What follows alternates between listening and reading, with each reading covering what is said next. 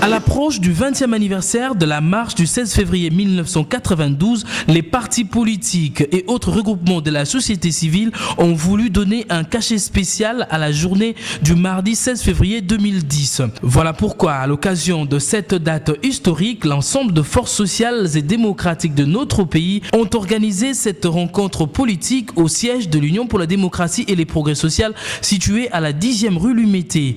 Une manière de se souvenir de ces martyrs de la démocratie, mais aussi et surtout de conscientiser et d'éveiller les Congolais à saisir la portée exacte de ce qu'a été la motivation de leurs compatriotes. Le fidèle avait décidé de se lever comme un seul homme afin de réclamer à travers une grande marche de protestation la réouverture de la conférence nationale souveraine, symbole et espoir d'effectivité de la démocratie, de la relecture de notre histoire et de la réappropriation de notre destin longtemps étouffé. Acceptant et bravant le danger qu'ils assumaient en toute conscience, leur soif de réveil, de démocratie et de libre expression était plus forte et plus importante que leur propre sécurité. Après ces mots de bienvenue du porte-parole du président national de l'UDPS, Albert Moleka, tous les représentants de partis politiques et des forces vives se sont succédés à la tribune pour dire un mot sur la journée du 16 février. Après cette étape de réflexion sur la journée du 16 février, le participant et d'autres se sont dirigés dans une marche pacifique à destination de l'église catholique Saint-Joseph de Matongé. Malheureusement, ils ont rencontré sur leur chemin la résistance de la police nationale congolaise. Kovanda.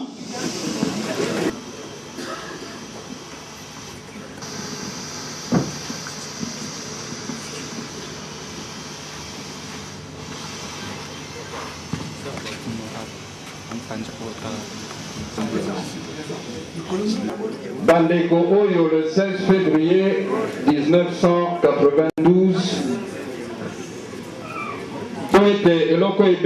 exactement 18 ans que la communauté chrétienne de Kinshasa, toutes tendances confondues, à travers ses prêtres, pasteurs, diacres, religieuses, religieux et simples fidèles, avait décidé de se lever comme un seul homme afin de réclamer à travers une grande marche de protestation la réouverture de la conférence nationale souveraine, symbole et espoir d'effectivité de la démocratie, de la relecture de notre histoire et de la réappropriation de notre destin longtemps étouffé. Acceptant et bravant le danger qu'ils assumaient en toute conscience, leur soif de réveil, de démocratie et de libre expression était plus forte et plus importante que leur propre sécurité.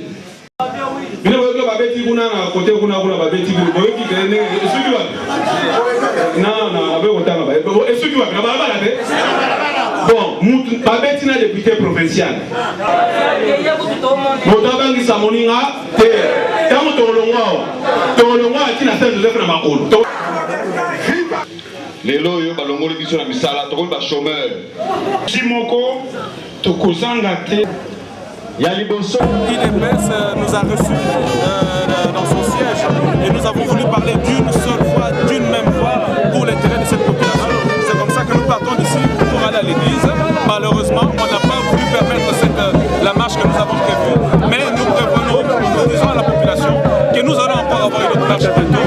Et parce que là, nous n'avons pas, nous, le droit d'accepter la peur, parce qu'on nous empêche de marcher. Nous marchons pour une cause juste. C'est ce que nous faisons maintenant.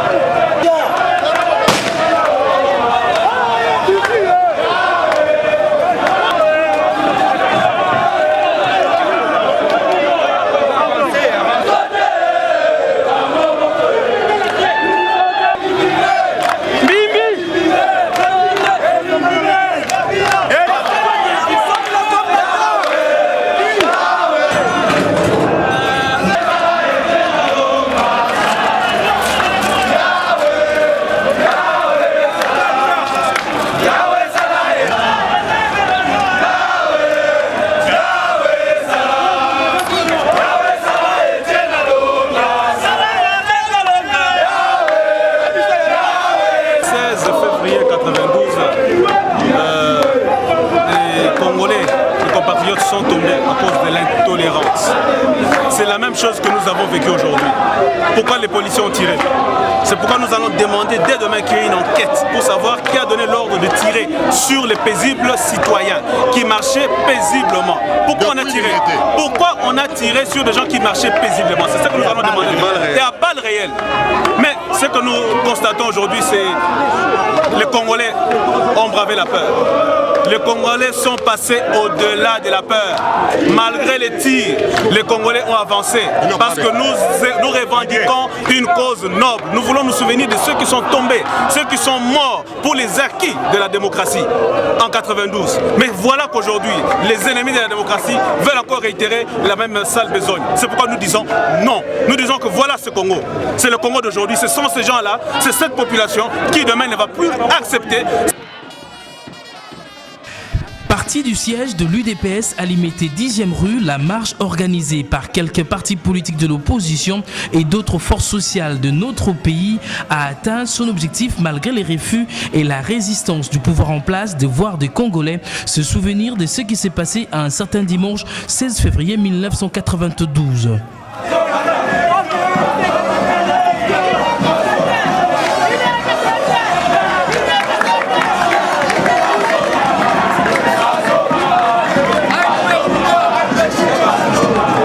C'est à la hauteur de la maison communale de Kalamou que la police nationale congolaise a fait son travail habituel face à une telle manifestation. Repousser les marcheurs par le moyen de balles réelles.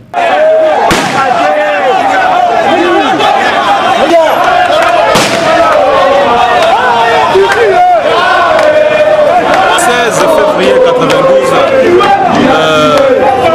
les Congolais, les compatriotes sont tombés à cause de l'intolérance. C'est la même chose que nous avons vécu aujourd'hui. Pourquoi les policiers ont tiré? C'est pourquoi nous allons demander dès demain qu'il y ait une enquête pour savoir qui a donné l'ordre de tirer sur les paisibles citoyens qui marchaient paisiblement.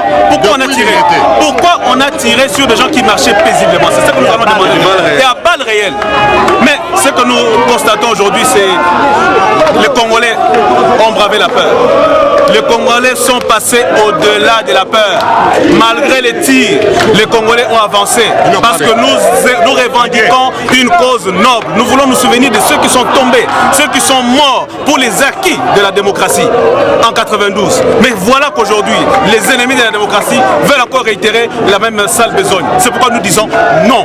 À quelques mois des élections générales de 2011, la tension va certainement continuer de monter à Kinshasa et ailleurs en République démocratique du Congo. Au pouvoir en place de prendre en charge la manifestation de l'opposition qui constitue une forme démocratique d'expression de point de vue dans une république comme la nôtre. Vaut mieux cela qu'une preuve de force qui n'aboutira qu'au discrédit du pays et de ses dirigeants.